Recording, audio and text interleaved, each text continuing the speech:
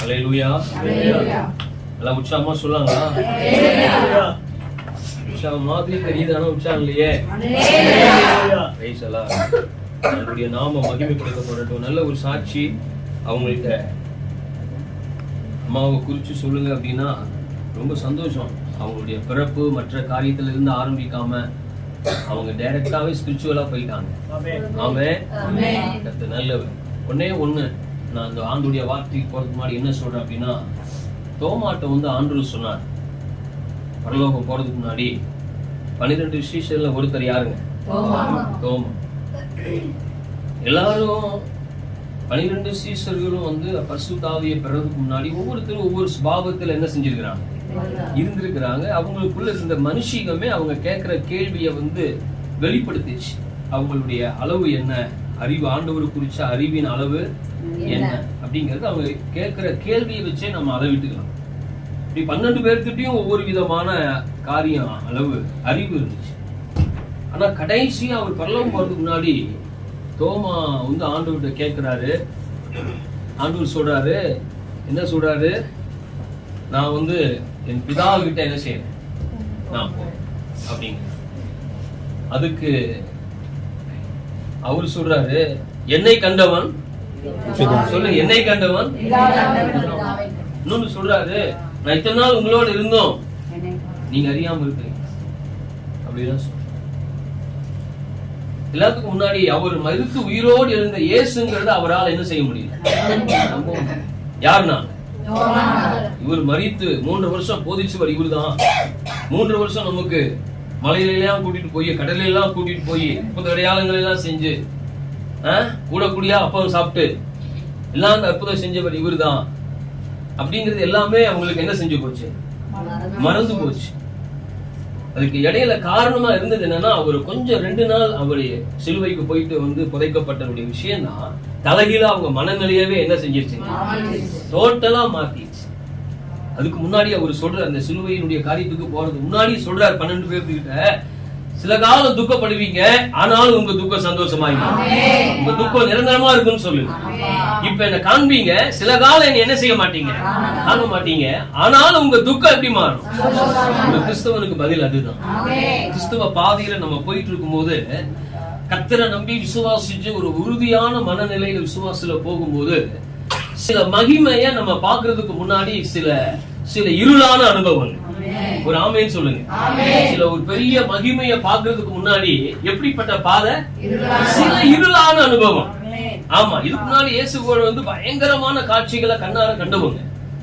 இப்ப டோட்டலாவே அவரு ஒரு காட்டி கொடுக்கப்பட்டதுக்கு அப்புறம் டோட்டலா அவர் அரெஸ்ட் பண்ணவன எல்லாம் ஆள் எஸ்கேப் ஆயிட்டான். அதுக்கு முன்னாடி அவர் சொல்றாரு, இந்த இரவு எனக்கு இப்படி நடக்க போகுது, சில காலம் நீங்க என்ன பார்க்காம இருக்க போறீங்க, சில துக்கத்துக்குள்ள உங்க மனநிலை வரப்போகுது, ஆனாலும் உங்க துக்கம் நிரந்தரமா இருக்க போறது இல்ல, உங்க துக்கம் சந்தோஷமா இருக்கு. இன்னைக்கு ஒரு ப்ராபஸிய நான் உணர்றேன்.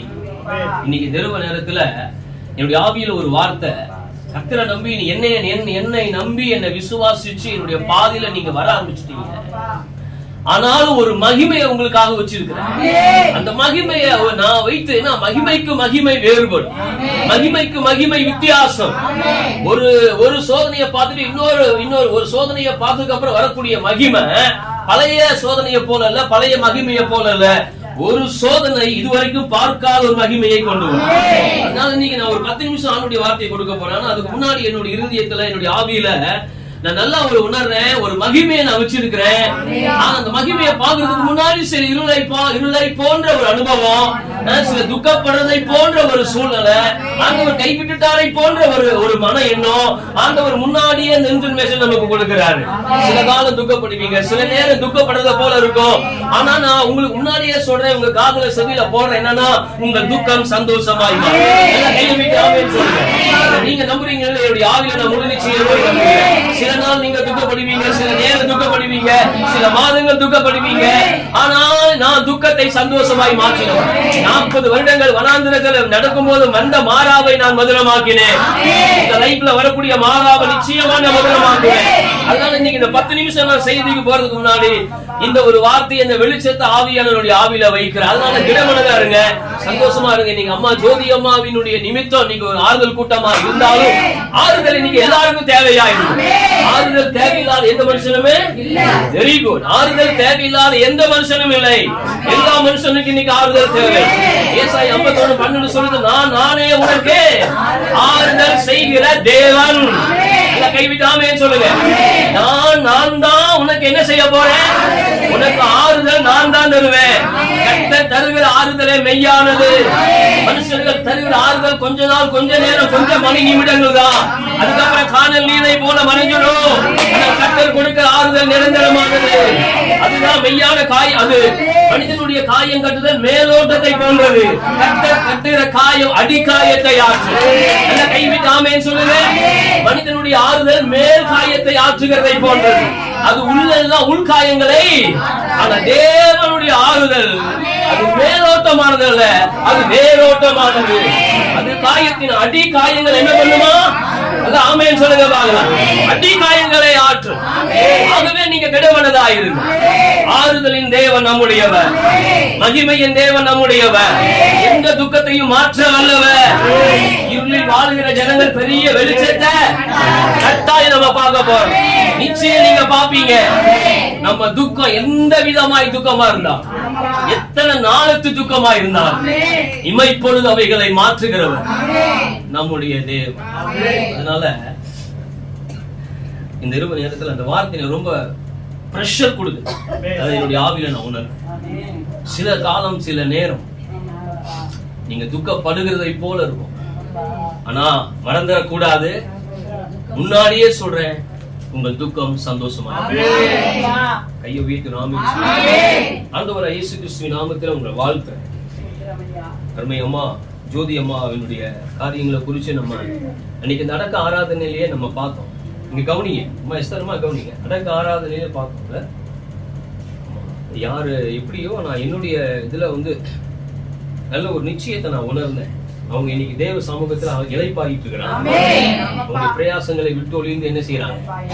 கர்த்தருடைய பாதத்துல அவங்க இளைப்பாடுறாங்க. சோ அவர்கள் இந்த பூமியில கர்த்தருடைய நாமத்துக்காக செய்த கிரியைகளுக்கு தக்க பலன் அவர்களுக்கு உண்டு. அதனால முன்னமே காலஞ்சென்று போன பரிசுத்தவான்கள் பாக்கியவான். அதனால தீங்கு நாட்கள் வருகிறதுக்கு முன்னமே வேதம் சொல்லுது, நீதிமான் எடுத்துக்கொள்ள. அதனால உயிரோடு இருக்கிற நமக்கு இன்னைக்கு அதே ஆன்சர் தான்.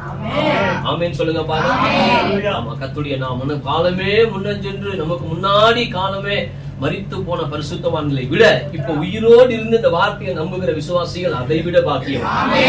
ஒரு பெரிய மகிமை, ஒரு பெரிய அனுபவம் இருக்குது. கர்த்தருடைய நாமம் மகிமைப்படுத்தப்படட்டும். அதனால மரணம் என்பது எல்லாருக்கும் நியமிக்கப்பட்ட ஒன்று. அதனால நீங்க கவனிங்க, உங்க சிந்தனை இருக்கட்டும். ஒரு 10 நிமிடம், ஒரு 1/4 மணி நேரம். மரணங்கிறது எல்லாருக்கும் நியமிக்கப்பட்ட ஒன்று. வேதம் சொல்லுது, மரண நாளின் மேல எந்த மனுஷனுக்கு என்ன இல்ல? அதிகாரம் இல்ல. தன் ஜீவனை விடாதிருப்பதற்கு எந்த மனுஷன் மேலும் தன்னுடைய ஜீவன் மேல எந்த மனுஷனுக்கு என்ன இல்லையா? ஜீவன் மேலேயும் அதிகாரம் இல்ல, மரண நாளின் மேலேயும் என்ன இல்லையா? அதிகாரம் இல்லை. அதனாலதான் ஈசாக்கு ஏசாவை ஆசீர்வதிக்கும் போது அவன் முதிர் வயதாக இருக்கையில் அவருடைய கண்கள் கொஞ்சம் பார்வை இழந்த ஒரு சூழ்நிலையில ஏசாவை கூப்பிட்டு சொல்றாரு, தனக்கு மரணம் இந்த நாளில் வருகிறது என்று அறியாதபடியினாலே முன்னதாகவே செய்ய வேண்டிய விஷயங்களை ஈசாக்கு என்ன பண்ணாரு? செய்தார். ஆக மொத்தத்துல கர்த்தருடைய நடத்துதல அவர் சரியா அறிந்த ஒரு மனிதனாக இருந்தார். என்ன சொல்ல வருகிற இந்த நாளில் நான் சுருக்கமா இன்னைக்கு இந்த நாள் உங்களோட வார்த்தையை கொடுக்கும்படி நான் சோத்துறேன். நேற்றிலிருந்தே எனக்குள்ள ஒரு பெரிய பாரம், ஒரு எதிர்பார்ப்பு. நான் காலைல ஃபாஸ்டிங் ப்ரேயர் முடிச்சுட்டு நான் உட்கார்ந்துட்டேன். அவனுடைய வார்த்தையை கொடுக்கறதுக்காக நான் உட்கார்ந்துட்டேன். அதனால இது சோத்துறேன். எங்க இது தொடர் செய்தியா இருக்குமோ அது வேறு பயமாயிடுச்சு எனக்கு. அதனால பரவாயில்ல, இது பின்னாடி போலாம். அதனால நீங்க பயப்பட வேண்டாம். நான் ஒரு 10 நிமிஷம், ஒரு 1/4 மணி நேரம் நான் முடிச்சிருவேன். ஆனாலும் இது நமக்கு நம்ம ஆத்மாவுக்கு இது ரொம்ப பிரயோஜனமா இருக்கும். வசனத்தை எவ்வளவு நம்ம அறிவோமோ அவ்வளவு ஆவியில நம்ம பலன் அடைய முடியும். அதுக்கு உங்க ஒத்துழைப்பு எனக்கு ரொம்ப தேவை. ஆமீன் சொல்லுங்க பாக்கலாம். ஆமா, சோத்ரா. இப்பவே ஒத்துழைப்பு தேவைன்னு சில அப்படி கண்ணாடிய பாக்குறாங்க. கண்ணாடி நல்லா கைபேசி தெரியுதானே? சரி, நல்லது. ஒரு வேத வசனத்தை நம்ம வாசிக்கலாம். சங்கீதம் 116:15. ஒருத்தர் சத்தமா எடுத்து வாசிங்க பாருங்க. வேதாகமத்தை கையில் எடுங்க பார்க்கலாம். சங்கீதம் 116:15. கர்த்தருடைய பரிசுத்த 16:15 வாசிங்க. கர்த்தருடைய பரிசுத்தவான்களின் மரணம் அவர் பார்வைக்கு அருமையானது. கை எல்லாரும் ஒரு முறை இந்த வசனத்தை வாசிக்கலாங்களா?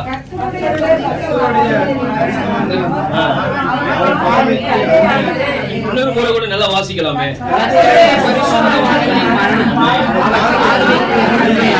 எது அருமையானதா? நான் சொல்ல வேண்டிய பாயிண்ட் மாத்திரம் சொல்லி நான் முடிக்கிறேன். எது அருமையானதா? நான் சொல்றேன், உண்மையாலுமே மரணம் அருமையானதா? மரணம் அருமையானதா? நம்ம பார்த்தோம் வெளிப்படுத்தல் 14:14 கர்த்தருக்குள் மரிக்கிறவர்கள். மரணத்தை வேதம் பாக்கியம்னு சொல்லுது. நம்முடைய வேதாகமும் மரணத்தை என்னன்னு சொல்லுது? நம்ம பாருங்க, உலக பிரகாரமான ஜனங்கள் பொதுவா மனுஷீக அறிவுல பார்த்தா மரணத்தை போய் யாராவது பாக்கியம்னு சொல்ல முடியுமா? நீங்க நல்ல பாக்கியங்க, நீங்க ரொம்ப பாக்கியம், நீங்க 2 சாவு நடந்துச்சு, இன்னைக்கு கிறிஸ்துக்குள்ள எங்க சபையில 2 பேர் செத்து போயிட்டாங்க, ரொம்ப பாக்கியமா இருந்துச்சு நாங்க கருதுறோம் அப்படின்னா எப்படி இருக்கும்? எப்படி இருக்கும்? என்ன லூசவி பிடிச்சிருச்சா நம்ம நினைப்போம் இல்லையா? ஆக்சுவலி ஞானஸ்நானமே ஒரு அடக்க ஆராதனை தான். உண்மையா பொய்யா? ஞானஸ்நானமே என்னது? அடக்க ஆராதனை தான். இப்ப வேதம் 16:15 என்ன சொல்லுது? நான் சொல்ற வரிகளை மாத்திரம் கவனிங்க, சொல்ல வேண்டிய பாயிண்ட் மாத்திரம் சொல்லி முடிக்கிறேன். ஏன்னா நமக்கு இந்த மரணத்தை குறித்த ஒரு அடிப்படை அறிவு அவசியம் தேவை. இன்னொன்னு என்னன்னா, கர்த்தரை பற்றின நம்பிக்கையும் சந்தோஷத்தையும் நம்ம எந்த விதத்திலையும் தொலைச்சிடக்கூடாதுங்கிறதுல பரலோக கவனமா இருக்கு. எதை பற்றின சந்தோஷம்? கர்த்தரை பற்றின சந்தோஷத்தை எந்த விதத்திலும் ஒரு சபையானது தொலைச்சிடக்கூடாதுங்கிறதுல பரலோகம் ரொம்ப கவனமா. ஆமென் சொல்லுங்க பாருங்க. பிலிப்பியர் 4 சொல்லுது, சந்தோஷமாயிருங்கள் சந்தோஷமாயிருங்கள் என்று. நான் மறுபடியும் சொல்றேன், நமக்கு நம்ம செவியில வர பரலோகம் சொல்ல வேண்டிய ஒரே செய்தி என்னன்னா சந்தோஷமா. இதை விட வேற ஏதாவது நெகட்டிவா வந்ததுன்னா அதை தள்ளி இருங்க. ஆமென் சொல்லுங்க பாக்கலாம். சந்தோஷம் இல்லாத வேற ஏதாவது வார்த்தைகள் உன்னுடைய ஆத்மாவுக்கு நேரா அம்பை போல வருமானால் அதை உதறி தள்ளிவிடு, கைவிட்டு ஆமென் சொல்லுங்க. 16:15 என்ன சொல்லுதுன்னா, கர்த்தருடைய பரிசுத்தவான்களுடைய மரணம் அவருடைய பார்வைக்கு எப்படி இருக்குதான்? நம்ம தேவனுடைய பார்வை, ஆண்டுடைய பார்வையில் நம்ம கர்த்தருடைய பரிசுத்தவான்களுக்கு நேரிடுகிற மரணத்தை அவர் எப்படி பார்க்கிறாரா? கண்கூடிய பார்க்கிறாரா? கடங்களை வீட்டில் ஆமென் சொல்லுங்க. அவர் சாகும்போது பார்க்கும்போது எனக்கு அவ்வளவு சந்தோஷமா இருந்துச்சுன்னா எப்படி இருக்கும்? அவர் செத்ததை பார்க்கும்போது எனக்கு அவ்வளவு சந்தோஷம்னா எப்படி இருக்கும் பாருங்க, உலக பிரகாரமா. ஆனா பைபிள் சொல்லுது சங்கீதம் 116 சோத்திரம், கர்த்தருடைய பரிசுத்தவான்களுடைய மரணமானது கர்த்தருடைய பார்வைக்கு எப்படி இருக்குதா? ரொம்ப வேதத்தை படிக்கும் போது கொஞ்சம் வித்தியாசமா தான் இருக்கும். வேத புஸ்தகம் மனுஷன் பேசுகிற பேச்சு வழக்குல ஒரு நாள் பேசுவதே இல்ல. உலக பிரகாரமாய் ஜனங்கள் பேசுகிற விதத்துல ஒரு நாளும் வேதம் நமக்கு பாடம் கற்பிப்பது இல்லை. இங்க 16:11 சொல்றது நல்லா நீங்க கவனிங்க. கர்த்தருடைய பரிசுத்தவான்களுடைய மரணம் தேவனுடைய பார்வைக்கு எப்படி இருக்குதா? வெளிப்படுத்தல நம்ம பார்த்தோம் 14 கர்த்தருக்குள்ள மரிக்கிறவர்கள் எப்படிப்பட்டவர்களா? இது உங்க பாக்கியங்கிறது மரணத்தை. சங்கீதம் 116 சொல்றது 15 மரணம் தேவனுடைய பார்வைக்கு எப்படி இருக்குது? உண்மையாலுமே மரணம் கைவிட்டு ஆமேன்னு சொல்லுங்க. நம்ம தான் ஆமோதிக்க முடியும். ஆமேன்னு வரமாட்டீங்க. நல்ல கிறிஸ்துவுக்குள்ளிருந்து ஒரு மனிதன் கிறிஸ்துவுக்குள்ளாய் மரிக்கிற ஒரு மரணத்தை எப்படி பார்க்கணும்? அருமையானது. அத வேதனையோடு என்ன செய்யக்கூடாதான்? பார்க்கவே கூடாது. அப்படி பார்த்தோம், ஆனால் நாம் இன்னும் பார்க்க வேண்டிய விதத்துல வேதாகமத்தை என்ன செய்யல? பார்க்கல. உலகம் கொடுக்கிற சமாதானத்தை அல்ல, நான் என்னுடைய சமாதானத்தையே தர்றேன். உலகம் கொடுக்கிற பார்வையில் அல்ல, உலகம் பார்க்கிற விதத்துல நீ நான் பார்க்கவே முடியாது. அந்த இவன் பார்க்கும்படி இவன் கண்களையும் அப்படின்னு எளிய பண்ணாரு. நீ கைவிட்டு ஆமேன்னு சொல்லுங்க. நீங்க பல நேரத்துல ஐயோ என்ன செய்யுமோ எல்லாம் சூழ்ந்துருச்சு, அவ்வளவுதான் பணம் ஆயிட்ட மாட்டிருக்கு அப்படின்னு நினைக்கிற சூழ்நிலையில எலியாவோட இருந்து ஒருத்தர் அந்த கவலைப்பட்டா சும்மா விடுவாரா? எலியாவோட இருந்தவனையே எலியா விடலையே, தேவனோடு இருந்தவன தேவன் விடுவாரா? கையை விட்டு ஆமேன்னு சொல்லுங்க. எலியாவோட எலியாவோடு இருந்த சிசிலிய ஊழியக்காரனையே எலியா ஐயோ அப்படியா அப்படின்னு சொல்லி அவரும் அதே எறியப்படல. அவரு சொன்னாரு இவன் பார்க்கும்படி. ஒரு ஆமென் சொல்லுங்க. இவன் பார்க்கும்படி இவன் கண்களையும். இன்னைக்கு என்னன்னா இன்னைக்கு நம்ம பார்க்கணும், நம்ம கண்கள் திறக்கப்படும். ஆமென் சொல்லுங்க. சில நெருக்கங்கள், சில சூழ்நிலைகள், சில பலவீனங்கள் வரும்போதுதான் நம்முடைய உண்மையான நிஜம், உண்மையான நம்முடைய ஆவிக்குரிய நிலைப்பாடு அப்பதான் வெளிப்படும். அல்லேலூயா சொல்லுங்க. நம்ம தேவ பக்தியின் தேசத்தை தரித்து அதன் பலனை நம்ம சூழ்நிலை வரும்போது என்ன பண்ணிடுறோம்? மறுதலித்து விடுகிறோம். அதனால இந்த சொல்லக்கூடிய ஒரு தீர்க்கதரிசனமா நீங்க எடுத்துக்கீங்க.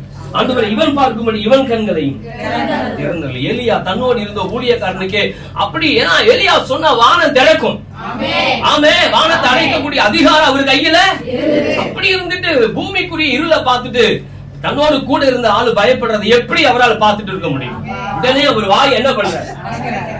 சும்மா இருக்கு. ஆண்டவருடைய ஜெபம், ஆண்டவர் இவன் பார்க்கும்படி. ஜெபத்துக்கு உடனே பதில் வருது. கர்த்தர் அந்த ஊழியக்காரனுடைய கண்கள் என்ன பண்ணார்? நீ ரதங்கள் இருக்கிறதை அவர்களோடு இருக்கிறவர்களை பார்க்கிறோம். நம்மோடு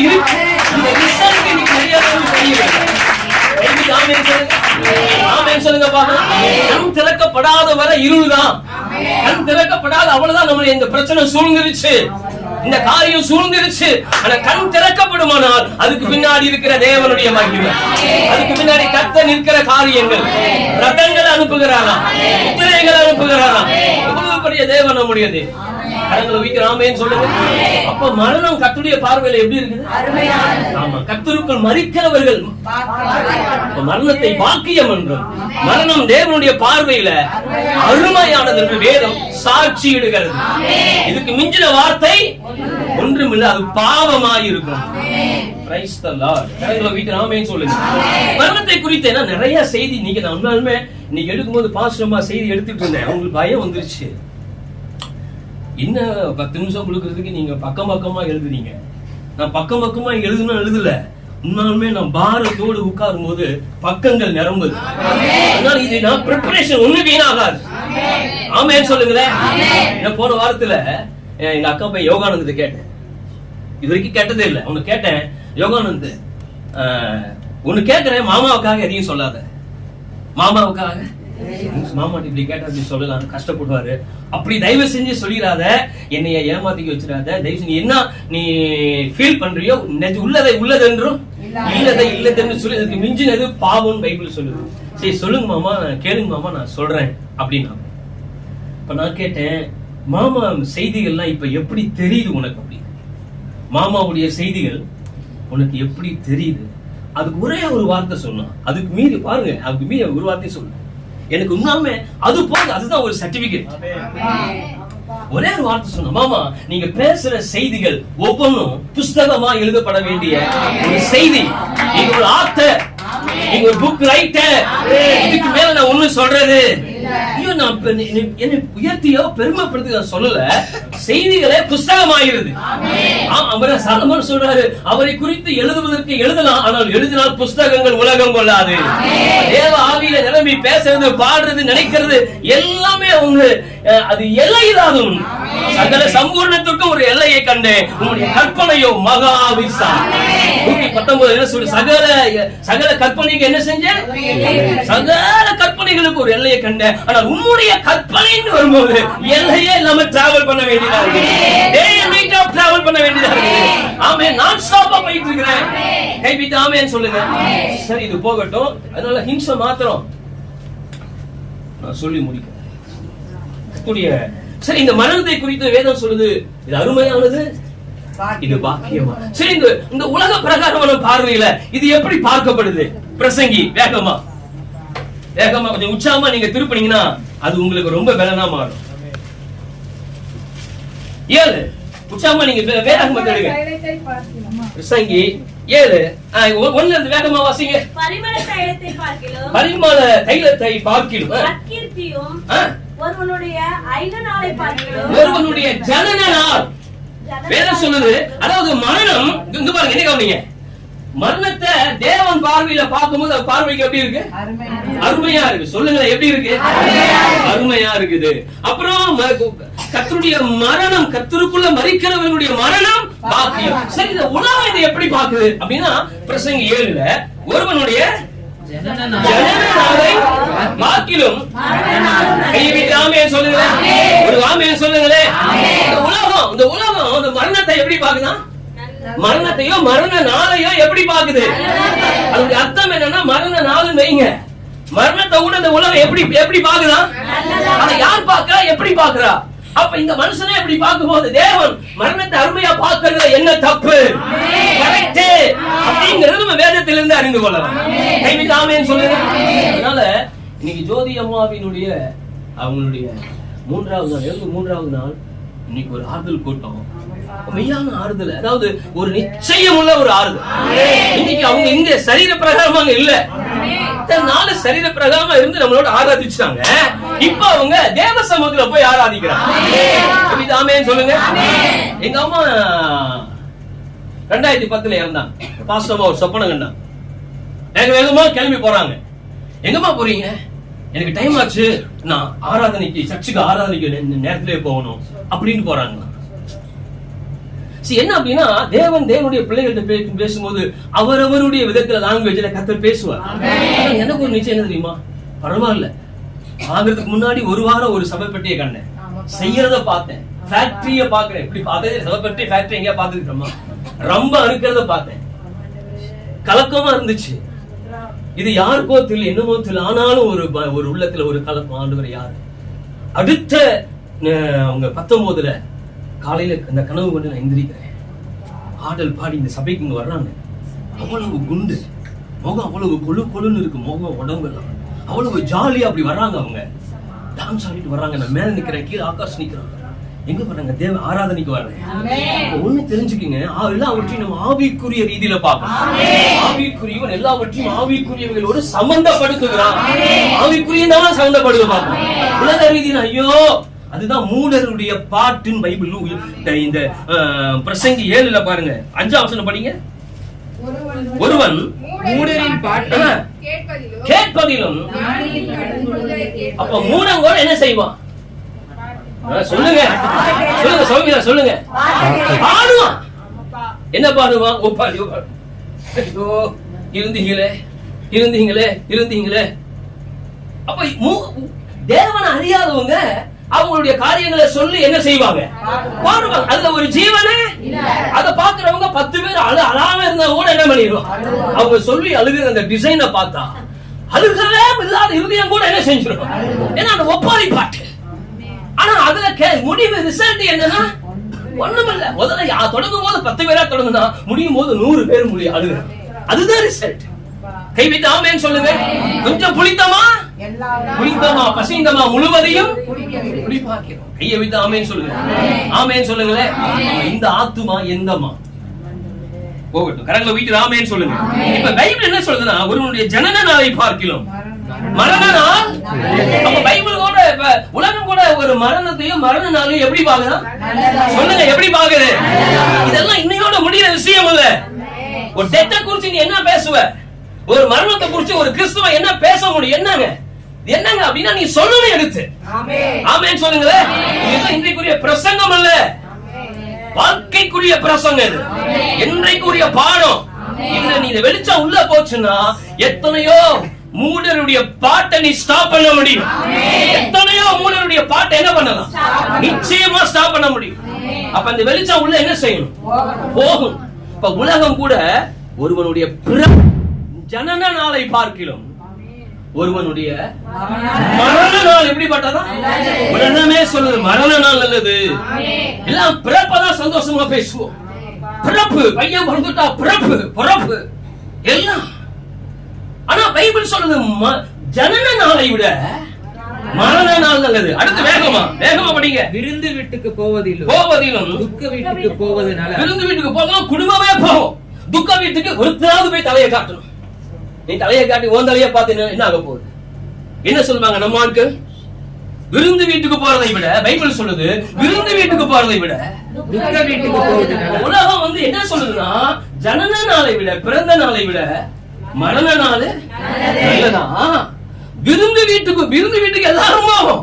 சந்தோஷமா ஆடி பாடி இன்னைக்கு என்ன டிஷ் இருக்க போகுதோ, என்னென்ன ஆர்டர் பண்ணி சாப்பிட போறோமோ, இதுவரைக்கும் நம்ம பார்க்காத விருந்துல எந்த விருந்துல என்னென்ன இருக்க போகுதோ அப்படின்னு பறந்து பறந்து விருந்து என்ன பண்ணிட்டு இருப்போம், தேடிட்டு இருப்போம். ஆனா பைபிள் என்ன சொல்லுதுன்னா, விருந்து வீட்டுக்கு போறதை முதல்ல நிறுத்து, உன் பார்வையை எங்க திருப்பு, துக்க வீட்டுக்கு திருப்பு. கைவிட்டு ஆமென் சொல்லுங்களேன்.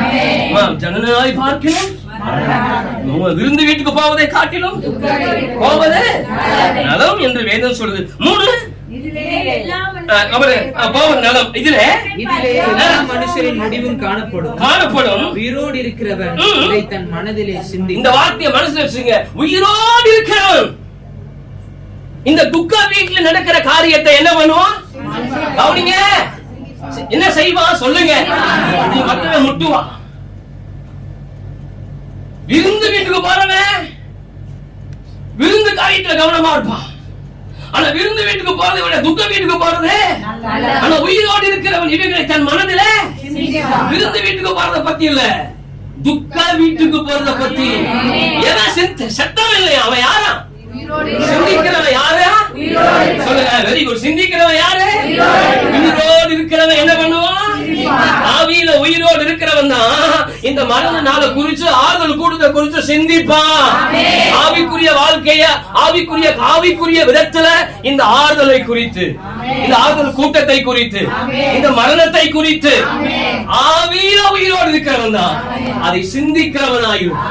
ஆண்டவர் சொல்றாங்க, உயிருள்ளவன் என்று சொல்லியும். அதனாலதான் நிறைய பிரச்சனை வரும்போது புடக்கிலையும் நம்ம விழுந்து போயிடுறோம், நிக்க முடியல. கையிலாக கொடுக்கிறவர்களை என்ன பண்ணுகிறோம்? தேடுகிறோம். ஏன்? ஆவியில உயிரோடு இல்லாததுனால. இந்த பைபிள் பதிவு செய்து பாருங்க, உயிரோடு இருக்கிறவன் இதை தன் மனதிலே சிந்திப்பான். அடுத்து வேகம். நகைப்பை பார்க்கிலும் துக்கிப்பு நலம். பாத்தீங்களா? நீ சிரிக்கிறதை விட உனக்கு எது நலமா? யாரோ சொல்ல முடியுமா? அம்மா நல்லா நீ கவனிங்க, நம்ம வாழ்க்கைக்குரிய பாடம். நகைப்பை விட அப்ப எதைத்தான் எடுக்க சொல்லுது உலகம்? துக்கத்தை பாரு, மரணத்தை பாரு, வேதனையை பாரு. ஒருத்தன் இதை குறிச்சு சிந்திச்சுக்கிட்டு இருக்கிறான். கையை விட்டு ஆமென் சொல்லுங்க. அடுத்த வசனம். துக்கத்தினாலே இருதயம் சீர்படும். அடுத்து ஞானிகளின் இருதயம் துக்க வீட்டிலே இருக்கும். பாத்தீங்களா? உயிரோடு இருக்கிறவன் சிந்திப்பானா? ஞானிகளுடைய இருதயம் எங்க இருக்குமா? விருந்து வீட்டுல இருக்கலாம். ஞானிகளுடைய இருதயம் துக்க வீட்டுலதான் இருக்குமா? அவனுக்கு என்ன? ஞானிக்கு விருந்து வீட்டுக்கு போக தெரியாதா என்ன? கை வீட்டு ஆமென் சொல்லுங்க. மூடனே போறானே விருந்து வீட்டுக்கு, யாரும் போலாம் சொல்லுங்க. மூடனே எங்க போறான்? ஞானி போலாமா? போக முடியாதா? ஆனா அவங்க போற எங்க போறான்? துக்க. அப்ப நல்லா கவனிக்கணும். அப்ப சோத்திரம், உயிரோடு இருக்கிறவன் தன் மனதில் சிந்திக்கிறான். ஞானியினுடைய இருதயம் துக்க வீட்டுல இருக்கும். அப்ப ஞானி கூட அதிகமா என்ன செய்ய மாட்டான்? சொல்லுங்க. சிரிக்க மாட்டான், சிந்திப்பான். ஐயோ வீட்டுல ஒரு ஆமென். ஞானி கூட அதிகமா என்ன செய்ய மாட்டான்? பட் என்ன செய்வான்? சிந்திப்பான். ஏன்னா அவன் இருதயம் அப்படி சிருஷ்டிக்கப்பட்டு இருக்குது. ஞானத்தை விரும்பு. ஆமென் சொல்லுங்களேன். புத்திய விரும்பு.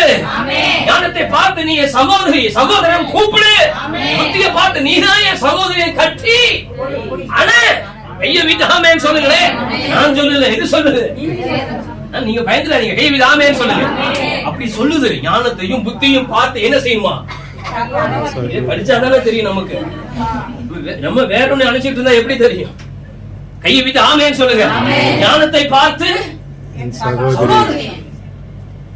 புத்தி, ஞானத்தை பார்த்து சகோதரன் சொல்லி கட்டி அணைக்கணுமா? அப்பதான் அங்க இருக்கிற ஞானம் இங்க போக, இங்க இருக்கிற ஞானம் நீ அதை தழுவி கொண்டா. பாத்தீங்களா? வருது பாருங்க. நீ எதை தழுவணும்? வேற ஒண்ணு தழுவிட கூடாது, வேற ஒண்ணு நழுவிடணும்.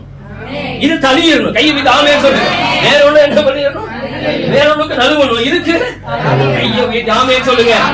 ஆமா, இந்த ஆறுதலின் கூட்டம் உங்க வாழ்க்கையில, ஆவிக்குரிய வாழ்க்கையில ஒரு மாறுதலை கொண்டு வரும், ஒரு ஆசீர்வாதத்தை கொண்டு வரும், ஒரு வளர்ச்சியை கொண்டு வரும். அதனாலதான் ஞானி துக்க வீட்டுக்கு போறான். பைபிள் சொல்லுது ஞானி துக்க வீட்டுல இருக்கும். அப்புறம் மூடரின் இருதயம் களிப்பு வீட்டில். ஆமா, மூளை எப்போதும் சந்தோஷம், அது பண்ணி இதை பண்ணி அவனுக்கு என்ஜாய் பண்றதுதான் அவனுக்கு விருப்பம். மூடன் ஞானியோட ஒட்டல மாட்டான். மூடனுக்கு ஞானம் எட்டாத உயரத்துல இருக்குதான். ஞானத்தை கொள்ளும்படி மூடன் கையில ரொக்கம் இருக்கு. கை விட்டாமே சொல்லுங்க. ஞானம் எவ்வளவு, அதனால்தான் ஞானம் பலத்தை பார்க்கிலும் ஞானமே முக்கியம். அதனால்தான் என்னத்தை சம்பாதிச்சாலும், உலகம் படிப்பு படிச்ச வரைக்கும் எனக்கு ஒரு மண்டையில ஒண்ணும் ஏறல. பிசிக்ஸ் ஏறல, கெமிஸ்ட்ரி ஏறல, மேத்ஸ் சுத்தமா இன்னும் வர மாட்டேங்குது. ரொம்ப சந்தோஷம். வர வேண்டியது என்ன செய்யுது, இதுக்காக அழைச்சாரோ அது அது போதும். ஆமே சொல்லுங்க பாக்கலாம். எனக்கு ஒரு பிசிக்ஸ் கூட வச்சிருப்பாரு, எனக்கு ஒரு மேத்ஸ் கூட வச்சிருப்பாரு, எனக்கு ஒரு கெமிஸ்ட்ரி கூட வச்சிருப்பாரு, அது போதும் எனக்கு. ஐயோ அம்மா எங்க இருக்கீங்க, கை விட்டு ஆமே சொல்லுங்க. ஆமா, அப்ப ஞானியின் இருதயம் எங்க இருக்கும், மூடனுடைய இருதயம் எங்க இருக்கும் பாத்தீங்களா? அப்ப ஞானம், இந்த மூடன் கூட, இந்த ஞானி கூட மூடனை போல நல்லா லைஃபை என்ஜாய் பண்ணிட்டு இருக்க முடியும். பட் அதனால அவன் அதை செய்யவே மாட்டான், செய்ய முடியாது. பட் அவன் இருதயம் முழுவதும் ஞானத்தினால நிறைந்து இருக்கிறது, ஞானத்தினால நிறைந்து இருக்குது. அவனை போய் வாடா ஜாலியா இருடா சந்தோஷமா இருடானா ஒரு நாளும் இருக்க மாட்டான். யுத்த காலத்துல யுத்தத்தின் காரியத்துல கவனமா இருந்தான் உரியா. ஆமே, தாவீது மேல் வீட்டில் இருந்தாரு, சரியா? கை வீட்டு ஆமே சொல்லுங்க. ஸ்நேகமா கை வீட்டு ஆமே சொல்லுங்க. ஆமா, யுத்த காலத்துல யுத்தத்தை குறித்த ஒரு எண்ணம், யுத்தத்தை குறித்த ஒரு வாஞ்சை யாருக்கு இருந்தது? உரியாவுக்கு. கையை விட்டு ஆமேன்னு சொல்லுங்க. ஒரு காலத்துல யுத்த வீரனாவே இல்லாம யுத்தத்துக்கு போன தாவீது யுத்தம் செஞ்சாரு. ஆனா யுத்தம் செய்ய வேண்டிய நேரத்துல தாவீது யுத்தம் செய்யல. ஆமேன்னு சொல்லுங்க. ஆமா, நலிவி போயிட்டாரு, வலிவு போயிட்டாரு. போகட்டும். இங்க ஞானியினுடைய இருதயம் துக்க வீட்டுல இருக்குது, மூடரின் இருதயமோ களிப்பு வீட்டுல ஜாலியா இருக்கலாம், விருப்பம் போல வாழலாம். ஆனா மூடரின் பாட்டை கேட்பதில்லை, ஞானியினுடைய கடிந்து கொள்வதை கேட்பது நலம். அப்புறம் 6 வேகமா நகைப்பு, பானையின் கீழ் எரிகிற முள்ளு பட எரியும். வெந்தது போல தெரியும், பசுக்கு நனைஞ்சு போய். கையை விட்டு ஆமே சொல்லுங்க. என்ன செய்யும்? நல்லா எரியும், பட எரியும். ஆனா அது நம்பிராக, அது என்னது? எரியிற அடுப்புக்கு பனைச்சட்டிக்கு கீழே எரியிறது பெரிய கட்டை இல்ல, பெரிய கட்டை இல்ல, முள்ளு.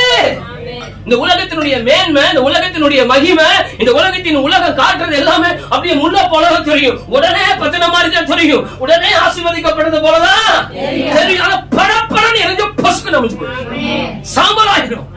ஆனா கட்டையா இருந்தா நின்று ஒரு ஆமே சொல்லுங்க. முள்ளு என்ன செய்யும்? மேல வரலாம். அவருடைய ஆஸ்தி பெருகி அவன் அவனுடைய வீட்டின் மகிமை உயரும் போது உன் கண் அதன் மேல வெரி குட் வைக்காத. எல்லாவே கண்ணு வச்சிருக்காங்க வசனத்துல. உன்னுடைய வீட்டின் மகிமை பெருகும் போது அவன் மேல உன் கண்ணை என்ன பண்ணாது? கர்த்தருடைய கிருபை என்னாலும் உள்ளது. பலவானை பொல்லாப்பில் ஏன் பெருமை பாராட்டுகிறான்? கர்த்தருடைய கிருபை என்னாலும் உள்ளது. அப்ப என்ன சொல்லுதுன்னா உலகத்தின் காரியம் என்ன சொல்லுதுன்னா, முள்ளு பானைக்கு கீழே இருக்கிற முள்ளு படப்படம் எரியும். மூலனுடைய வாழ்க்கையில அப்படிதான். இந்த உலகத்தை தேடுறது, உலகத்தினுடைய வாழ்க்கையில உழன்று போற மனுஷனுடைய எல்லாருடைய லைஃப் முள்ளு. அது கொஞ்ச நாள்ல என்ன பண்ணிடும் சொல்லுமா? என்ன பண்ணிடும்? ஏமா கொஞ்சம் களிப்பா இருக்கும், சந்தோஷமா இருக்கும், நல்லா ஓடுற மாதிரி தெரியும். ஆனா இன்னும் கொஞ்சம் நேரம் தான் ஃபீல் பண்ண. அடுத்த வசனம், இன்னும் கொஞ்சம். அது நேரத்தை பார்க்காதீங்க, நான் உங்களையும் மைண்ட்ல பார்க்க சொன்னேன். இன்னும் கொஞ்ச நேரம் தான் துன்மார்க்கனிரான். சொல்லுதா இல்லையா? கை விட்டு ஆமேன்னு சொல்லுங்க. என்ன அஸ்வின் என்ன சொல்லுது? இன்னும் அப்புறம் துன்மார்க்கனிரான் முள்ளு. அப்படி அர்த்தம் மேட்ச் ஆகுதா? இன்னும் கொஞ்ச நேரம் பட எரியுதா? பரவாயில்ல, கொஞ்சம் இருங்க, பொசுக்கு இப்ப சாம்பலாய். ஆமே. என்ன பைபிள் சொல்லுதுன்னா, மூடனுடைய பார்வைக்கு போயிடாத. மூடனை போல ஞானிய பாரு. ஞானியினுடைய கடிந்து கொள்ளுதல கேளு, உன் லைஃப் நல்லா இருக்கும். நீ கட்டைய போல நின்று எரியலாம். ஆமென் சொல்லுங்க. ரொம்ப நேரத்துக்கு எரியும். முள்ளு விளையாட்டு இல்ல, இது விளையாட்டு இல்ல. ஜோதி அம்மாவினுடைய ஆறுதல் கூட்டத்துக்கு வந்திருக்கிறீங்க. ஆமா, அதுக்கு மேல இந்த செய்திக்கு போறதுக்கு முன்னாடியே சொல்லிட்டேன். அவங்க கர்த்தருக்குள்ள வந்தாங்க, ரட்சிக்கப்பட்டாங்க, 15 வருடம் தேவனோடு கூட சபையோடு கூட இணைஞ்சிருந்தாங்க. சரியான நேரத்துல தங்க ஓட்டத்தை ஓடி முடிச்சு சொப்பனத்துல எனக்கு என்னுடைய தனிப்பட்ட விதத்துல என்னென்னலாம் நான் பார்த்திருக்கணும், இதுவரைக்கும் அது நிறைவேறி கத்திடத்திலிருந்து வந்தது வந்திருக்குமானால் ஒரு அஷூரன்ஸ் எனக்கு இருக்கும். அது அப்படியே இதுவரைக்கும் நிறைவேறிட்டு.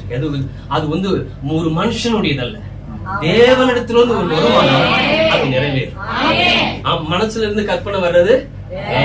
ஆமா ஆமா, சொப்பனத்துல 2-3 வகைகள் இருக்கு, அது போகட்டும், அது நமக்கு அவசியம் இல்லை. இப்ப இங்க பைபிள் என்ன சொல்றதுன்னா, கர்த்தருடைய நாம மகிமைப்படுத்தப்படட்டும். உலக ஞானியை கவனிக்க. நான் பிடிக்கிறேன் ஒரு 5 நிமிஷம் தான். செய்தி நிறைய இருக்கு, எல்லாத்தையும் நான் பேச போறது இல்ல. பாத்தீங்களா, சந்தோஷமா இருக்கு, சந்தோஷமா இருக்கு. அது இல்லன்னு சொல்றதையாவது சொல்லுங்க வாய் திறந்து, இல்லன்னு சொல்றதையாவது சொல்லுங்க வாய் திறந்து சொல்லுங்க.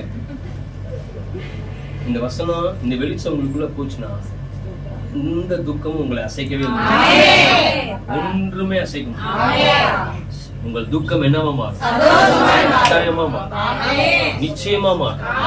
உலகத்தில் இருக்கிற ஒரு ஞானி அவனே மூடனோட சேர்ந்து அவனுக்கு தம்மடிக்க தெரியாதா? என்ன தம்மடிக்க தெரியுமா? தெரியாதா?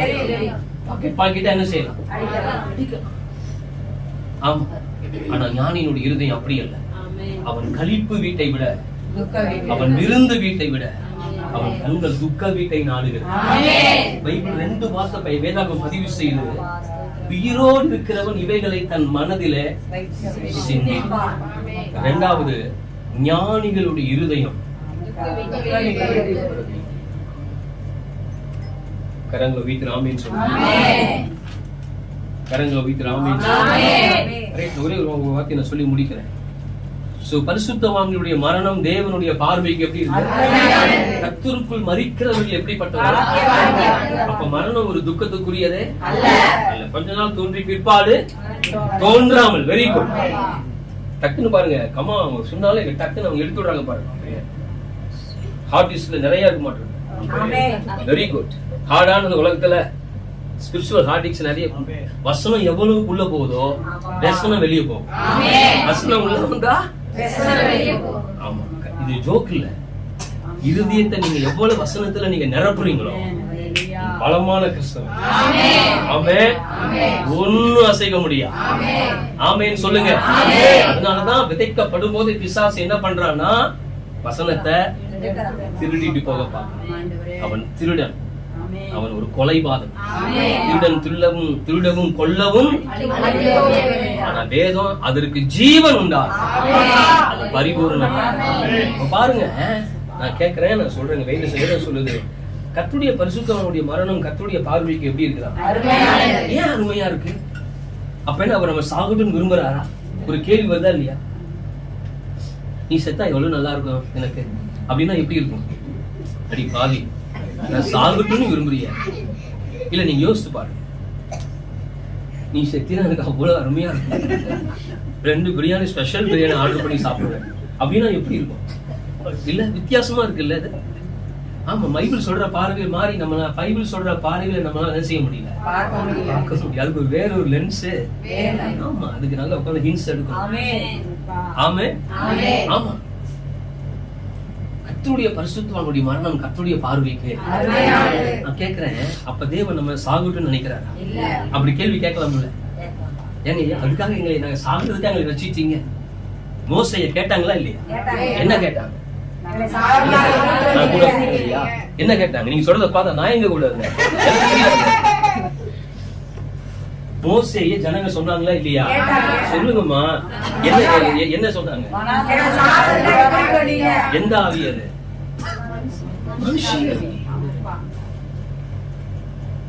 பல நேரத்துல அப்படிதான் பேசாம அங்கே இருந்து ரட்சிக்கப்படாமே இருக்கு, இங்க வந்து முக்காட போட்டு முழு இதுவும் போயிடுச்சு. நம்ம சில நேரத்துல நம்ம அப்படிதான் நம்ம விசுவாசம் நம்முடைய நமக்குள்ள சிந்தையை கொஞ்சம் ரட்சிக்கப்படாம இருந்தா கூட நீங்க பரவாயில்ல, நான் கல்யாணம் பண்ணி போயிருப்பேன். இன்னைக்கு நாடுக்குள்ள வந்து கர்த்தர் செய்வார் செய்வார் செய்வார். எங்க செய்வார்? நல்லா செய்வாரு இல்ல. விசுவாசங்கிறது சும்மா இல்ல. நம்ம போடுற தங்கம் அது சும்மா இல்ல, 1 கிராம் ஆனாலும் சரி அது அக்கினிக்கு போயிட்டு தான் வருது. ஒண்ணு சொல்லுது, அழிந்து போகிற பொண்ணு. எப்படி நம்ம பொண்ணை பெருசா பேசும், பைபிள் சொல்லுது அழிந்து போகிற பொண்ணு. அழிந்து போகிற பொண்ணு அக்கினினாலே அதை பார்க்கிலும் அதிக விலையேற பெற்றதா இருக்கிற நம்முடைய அப்பா. கையை விட்டு ஆமே. ஆமா, அழிஞ்சு போற பொண்ணே அக்கினிக்கு போயிட்டு வந்தாதான் அப்படி கழுத்துல, காதுல, மூக்குல எல்லாம் ஜொலிக்குது. அதுக்கு கரையம் கொடுத்து என்ன பண்ணிருக்கிறோம்? வாங்கி இருக்கிறோம். நம்மளுடைய பொண்ணா மாத்துறது தான் ஏசாப்பா தன்னையே கரைய மாத்து. அது ஒரு நாள் கரையம் ஆகாது. நம்ம விசுவாச வாழ்க்கையில வரணும்னா சில கரையங்களை கொடுத்துதான், கரையம் கொடுத்துதான் ஆகணும். எல்லாம் அவரு முடிச்சுட்டாரு, பிரச்சனையே இல்ல. கலெக்டர் பையன் சொல்றான், எங்க அப்பா கலெக்டர், எல்கேஜி கூட போக வேண்டான்ட்டாரு. எங்க அப்பா கலெக்டர், அதனால பையன் சொல்றேன் எல்கேஜி கூட போக வேண்டான்ட்டாரு. அவனுக்கு வேண்டிய சொத்தை நான் சேர்த்து வச்சுட்டேன், காடு கண்ணி இருக்குது, எல்லாம் இருக்குதுடா, சொத்து பத்து இருக்குதா, 10 தலைமுறைக்கு உட்கார்ந்து என்ன பண்ணலாம்? நீ எல்கேஜி ப்ரீகேஜி கூட என்ன செய்ய வேண்டாம் அப்படின்னு சொன்னா எப்படி இருக்கும்? அவனே நீ கஷ்டப்படக்கூடாதுன்னா நான் சின்ன வயசுல படிச்சு இப்ப நான் கலெக்டர் ஆயிட்டேன், சொத்து பத்து எல்லாம் ஊரையே என்ன பண்ணிட்டேன், வளைச்சு போட்டுட்டேன். நீ படிக்க வேண்டாம், ப்ரீகேஜி கூட என்ன செய்ய வேண்டாம். இது இப்படி ஒரு கலெக்டர் சொன்னா சரியா? அம்மா சொல்லமா சரியா?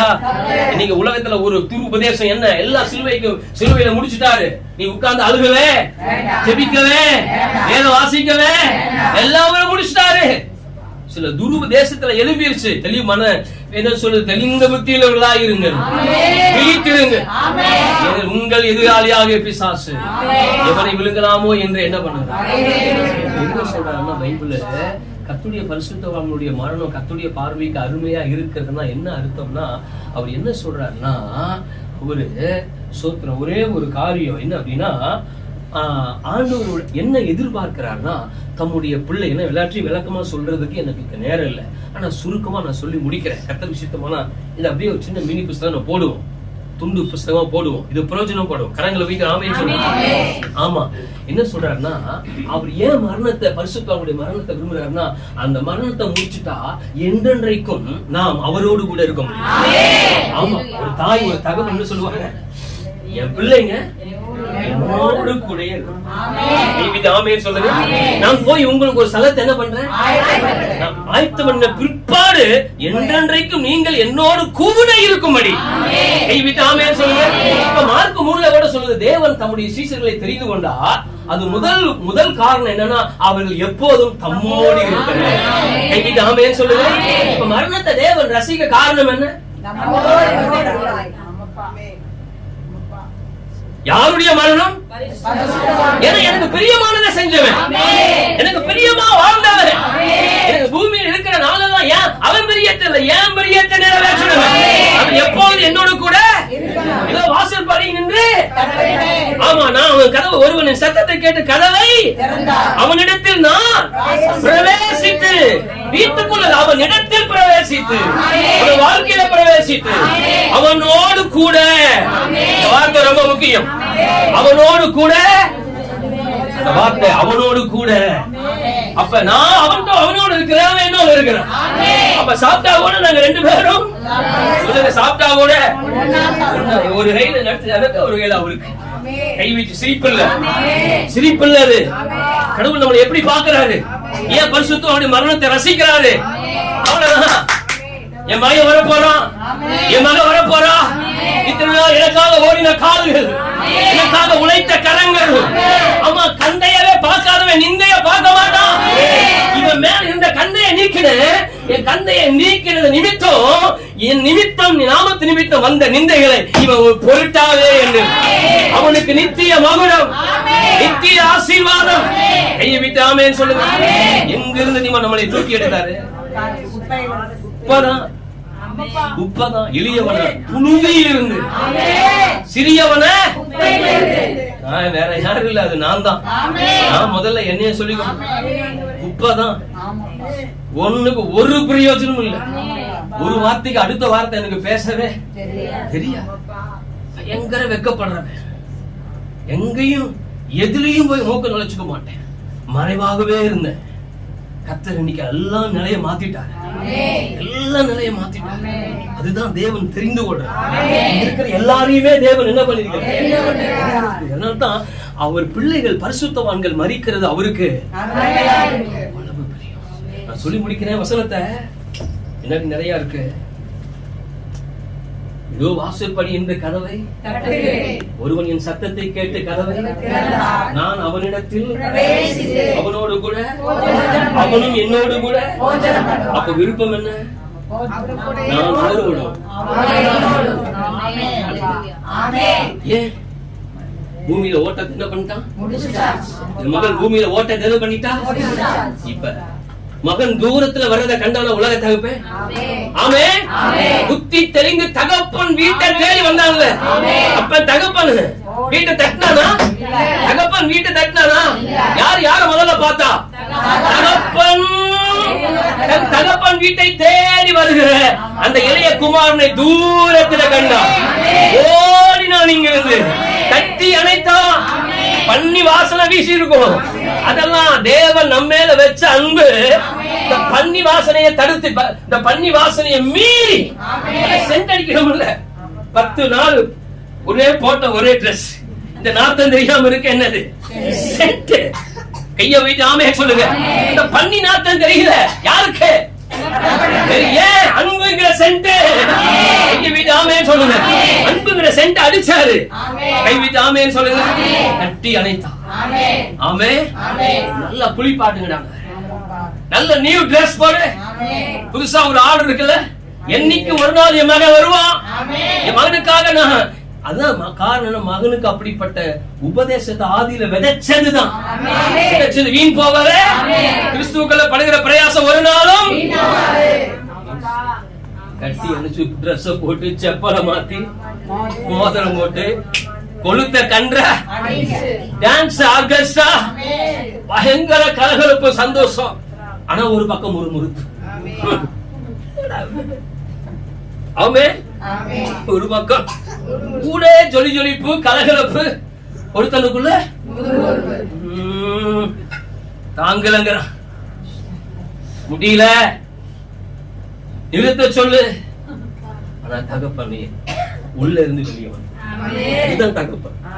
இவனை தூரத்திலிருந்து கண்ட தகப்பன் அவனை கூட்டிட்டு உள்ள போயிட்டாரு. வெளிய குமாரன் இப்படி இருக்கிறான்னு சொன்ன உடனே இதுக்கு மத்தியில மூத்த குமாரனுக்காகவே உள்ள இருந்து வெளியே வந்து கரங்களை கட்டி தேவநாமத்தை நல்ல தகப்பன் தெரியுமா? இதுதான் தகப்பனுடைய இருதயம். மூத்த குமாரன் தன் இத்தனை காரியங்கள் இளைய குமார் நிமித்தம் நடந்து கொண்டிருந்தாலும் ஒருவன் அங்க எப்படி இருக்கான்? துக்கமா இருக்கான். சில புரிந்து கொள்ளாத நிலை. அவனுக்கு கவுன்சிலிங் கொடுக்க, தெளிவுபடுத்தி, அவனுக்கு கெட்டவன் இல்ல, நல்லவன் தான். அதனால இது வரைக்கும் ஒரு சின்ன சந்தோஷத்தை கூட அனுமதிக்க விலைக்கு சொன்ன உடனே அவன் இதை ஏற்றுக்கொள்றான். அப்ப கடைசியா ஒரு மனிதன் கற்றுக்கொள்ள வேண்டிய பெரிய பாடம் என்ன தெரியுமா? மன்னிப்பு. அதுதான் மனம் திரும்புதலின் ஜெபம் என்கிற புஸ்தகத்துல நான் எழுதியிருக்கிறேன். ஒரு மனிதன் கற்றுக்கொள்ள வேண்டிய கடைசி பாடம் என்ன தெரியுமா? மன்னிப்பு. அந்த கடைசி பரீட்சையில பாஸ் பண்ண வேண்டியதா இருந்தது யாரு? மூத்த குமார். Very good. இந்த கடைசி பரீட்சையில பாஸ் பண்ண வேண்டியதா இருந்தது யாருங்க? மூத்த குமார். அதுக்கப்புறம் அப்பாட்ட எதிர்த்துக்கிட்டு நின்னா இல்லவே இல்லை. வா, நம்ம எல்லாரும் எப்படி இருக்கலாம்? சந்தோஷமா, மகிழ்ச்சியா, கரங்களை வைக்கிறாமே. அப்ப தகப்பன் தான் எளிய குமாரன் தூரத்துல கண்டு ஓடி அனைத்து முத்தமிட்டான். அதே போல ஆண்டவர் கூட பரிசுத்தவானுடைய மரணத்தை ஓடி முடிக்கும் போது ஒரு தூரத்தில் இருந்து அவர்களை கண்டு வரவேற்று அனைத்து முத்தமிட்டு, ஒண்ணு இன்னோடு கூட அவன் போஜனம் பண்றான், அவனோடு கூட நான் போஜனம் பண்றேன். ரெண்டாவது சொல்றாரு, நான் என் பிதாவின் சிங்காசனத்தில் உட்கார்ந்தது போல அவனும் என்னோடு கூட. வார்த்தை, நான் என் பிதாவின் சிங்காசனத்தில் உட்கார்ந்தது போல என் குமாரனும் என் குமாரத்தையும் ஜெயம் கொள்ளுகிறவன் ஒவ்வொருவரும் இந்த பூமியில ஓட்டத்தை பரிசுத்தமாய் ஓடி முடிந்த ஒவ்வொரு பரிசுத்தமான நான் ஜெயம் கொண்டு என் பிதாவின் சிங்காசனத்துல எனக்கு நான் உட்கார்ந்தது போல ஜெயம் கொள்ளுகிறவனையும் என்னோடு கூட அவனுக்கு தனியா இல்ல, என்னோடு கூட என் சிங்காசனத்துல என் மடியில கையை விட்டு ஆமென் சொல்லுங்க. உட்காரும் படிக்கு அவனுக்கு என்ன செய்வேன்? கையை தட்டி தேவனாமத்தை அருள் செய்வேன், அருள் செய்வேன், அருள் செய்வேன். இப்ப சொல்லுங்க, பரிசுத்தவானுடைய மரணம் தேவனுடைய பார்வைக்கு அருமையானதா? அருமையானதா? ஆமா. அத வேதத்தினுடைய வெளிச்சத்துல கண்ணோட்டத்துல பார்த்தா தெரியும். பரிசுத்தவான்கள், கர்த்தருக்கு பிரியமா ஓடுனவங்க, அவங்களுடைய மரணத்தை அவர் பார்க்கும்போது எப்படி பாக்குறாரு? ஜோதி அம்மாவுடைய மரணத்தை கர்த்தர் எப்படி பாக்குறாரு? உண்மைதான், அவங்க அருமையா தான் பாக்குறாரு. அதனால எல்லாத்தையும் கர்த்தர் முன்னறிவிச்சிருக்கிறார், தெரியப்படுத்தினார். இன்னைக்கு அவங்க தேவ சமூகத்துல போய் தேவன் என்ன பண்றாங்க? ஆராதிக்கிறாங்க, கர்த்தரை மகிமைப்படுத்துறாங்க. அதனால மரணம் ஒரு முடிவு அல்ல, அது நித்தியத்திற்குரிய அடுத்த படிக்கட்டு. உலகம் சூத்திரம் என்ன சொல்லுது? கிறிஸ்து எனக்கு, சாவு எனக்கு. சொல்லுங்க, மரணம் ஆதாயமா? ரட்சிக்கப்பட்ட மரணம் ஆதாயமா? எதற்கு ஆதாயம்? நித்திய ஜீவனை பெற்றுக் கொள்வதற்கு ஆதாயம். அதனால மரணம் என்பது ஒரு கிறிஸ்தவனுக்கு ஒரு முடிவு அல்ல. அத கர்த்தர் அவருடைய பார்வையில் எப்படி பாக்குறாரு? எதுக்காக அப்படி பாக்குறாரு? அவரோடு கூட நான் உட்காரும்படி, அவரோடு கூட என்றென்றைக்கும் இருக்கும்படி. அவர் விருப்பம் தான் ஜெயிக்கும். அவர் விருப்பம், நம்ம பிள்ளைய குறிச்சு நம்ம தான் முடிவு பண்ண முடியும். உங்களுக்கு விட மாட்டோம், என் பிள்ளை என்கிட்ட தான். ஆமே, என் பிள்ளை யார்ட்ட இருக்கணும்? நான் கொடுக்கிற கஞ்சியை குடிச்சிட்டு என்னோட வேணும். என் பிள்ளைய விட்டு பிரிஞ்சு என்னால இருக்க அப்பா பிதாவை என்று கூப்பிட பண்ணுகிற ஆவிய கொடுத்துட்டாரு. ஆவியா இருக்க விடுவாரா? உலகத்தோடு உலகமா இருக்க விடுவாரா? அதுக்காக நம்மளைய சோதனை உலகத்தோடு உலகமா இருக்கிறதுக்காக நம்மளைய ரத்தத்தை கொடுத்து நமக்கு ரத்தம் சிந்தினாரு, நம்மளை அபிஷேகத்தார் சபையில கொண்டு வந்து சேர்த்தாரு. இல்லவே இல்லை, அவரோடு கூட என்றென்றைக்கும். எங்களை வீட்டு ஆமென் சொல்லுங்க. முழங்கால் போடலாம், நம்ம ஜெபம்.